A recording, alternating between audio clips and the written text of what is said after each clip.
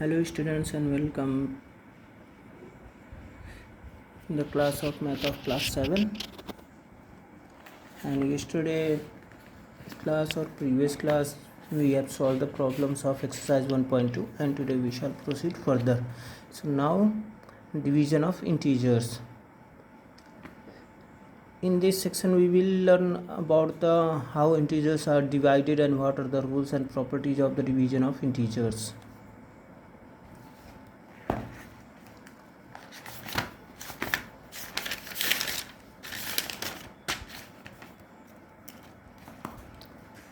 So rule first, I hope कि आप सभी को लोगों को पता होगा कि डिवीज़न क्या होता है और कैसे होता है।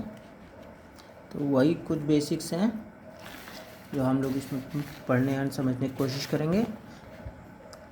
सो रूल फर्स्ट है, if both integers are same signs both positive और both negative, divide their numerical values regardless of their sign and assign the positive sign to the quotient. मतलब क्या कह रहा है रूल फर्स्ट कि अगर हमारे पास कोई दो इंटीजर है, मान लेते हैं -8 है एंड -4 है, जिनका साइन दोनों में ही सेम है, या तो माइनस माइनस है या प्लस प्लस है, तो हमें करना क्या है, जब -8 को हम डिवाइड कर रहे हैं -4 से, तो हमें करना कुछ नहीं है, सिंपली 8/4 कर देना है, आंसर जो आएगा। और उसके पहले जो भी, अब सिंस दोनों में ही सेम ऑपरेटर साइन है तो हमारा जो साइन हो जाता है वो एक दूसरे कैंसिल कर देता है, तो जो ऑपरेटर जो क्वोशिएंट आता है वो हमारा पॉजिटिव आता है ऑलवेज।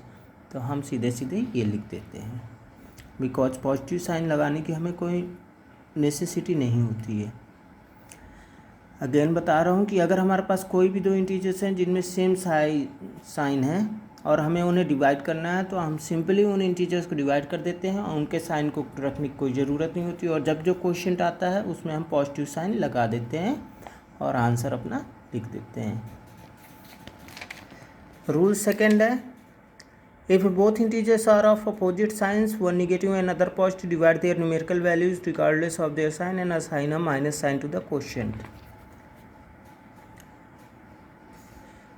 रूल सेकेंड हमारा कह रहा है कि अगर दो इंटीजर्स हैं हमारे पास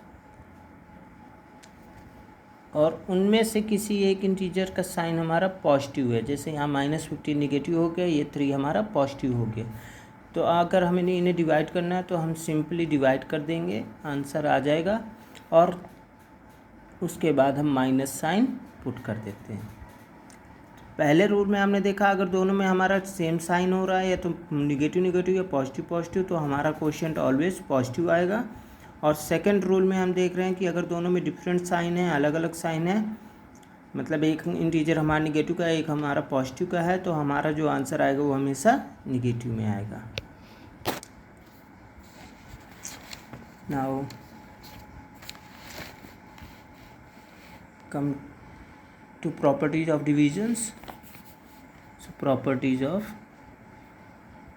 डिविजन्स में हम लोग क्या प्रॉपर्टी होते हैं किसी भी इंटीजर को डिवाइड करते समय, उनके बारे में पढ़ेंगे। तो पहली प्रॉपर्टी हमारी क्लोजर प्रॉपर्टी।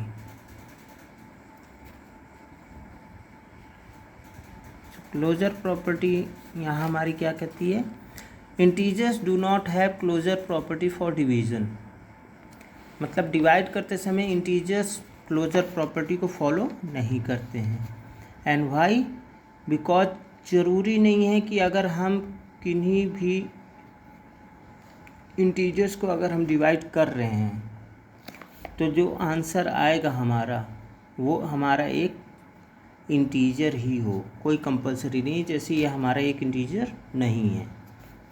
अगर हमने सिंपली ये कर दिया होता और हम ये आ गया होता तो ये हमारा इंटीजर है पहले केस में, लेकिन हमारा इंटीजर नहीं है, दूसरे केस में इंटीजर है, एंड सो ऑन। डिवीजन में हमारे कुछ ऐसे भी आ जाते हैं जिनमें हमारा जो क्वोशिएंट होता है वो एक हमारा इंटीजर नहीं होता है, इसीलिए क्लोजर प्रॉपर्टी यहाँ फॉलो नहीं होती है। नेक्स्ट है कम्यूटेटिव प्रॉपर्टी।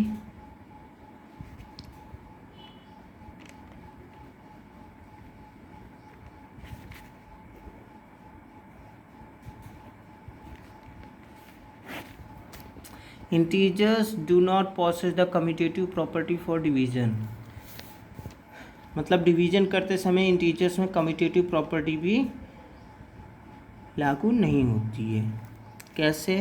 क्योंकि अगर हम 8 डिवाइडेड बाई 2 करेंगे तो आंसर यहाँ हमारा 4 आ गया, बट जब हम इसको रिवर्स कर देंगे, मतलब हम 2 डिवाइडेड बाई 8 करेंगे तो यहाँ पे हमारा आंसर आएगा 1/4।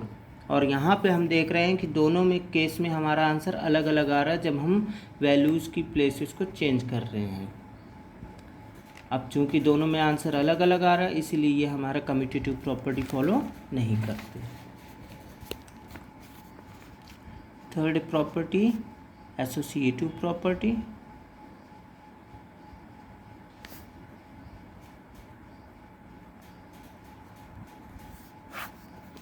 Associative property does not apply to division of integers. हमारी एसोसिएटिव प्रॉपर्टी भी इंटीजर्स के डिवीजन में अप्लाई नहीं होती है, एप्लीकेबल नहीं होती है। How? 64 divided by 8 divided by 2, इसको जब हमने सॉल्व किया तो हमारा आंसर कितना आ जाएगा? 8 डिवाइडेड बाई 2। हमने पहले ब्रैकेट के अंदर सॉल्व किया, 64 को 8 से डिवाइड किया तो 8 आ गया, डिवाइडेड बाई 2, और उसके बाद किए तो आंसर आ गया हमारा 4।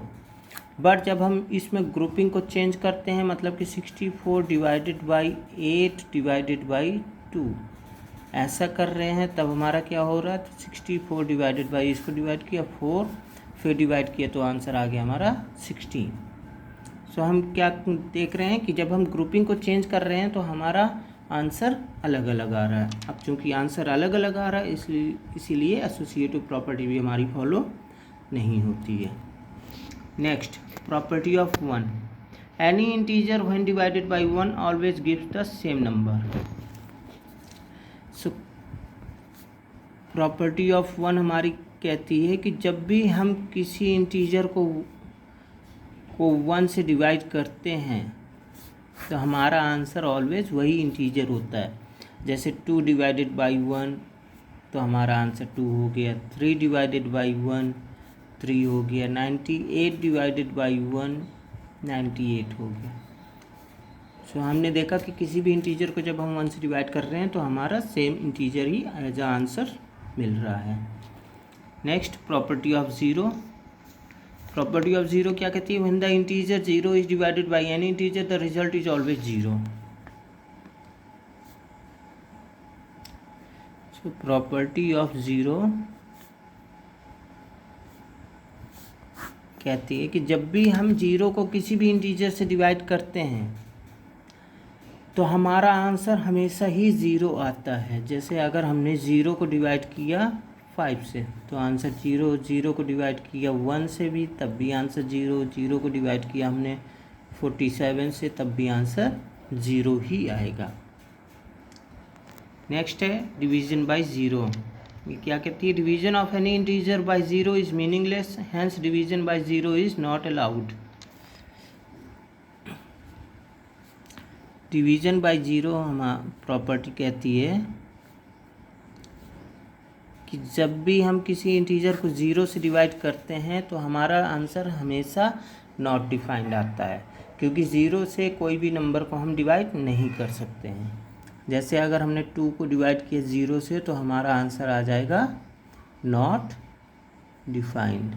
या कोई भी इंटीजर हमारा हम 0 से डिवाइड कर रहे हैं तो आंसर हमारा सेम ही आएगा, चाहे वो पॉजिटिव इंटीजर हो चाहे निगेटिव इंटीजर हो, but answer will always be not defined. So students, these were the properties of division of integers, and also we have learned about 2 rules of division of about the division of integers. सो इनको पढ़ लीजिएगा और अपनी fair copy में भी कर लीजिएगा। Thank you.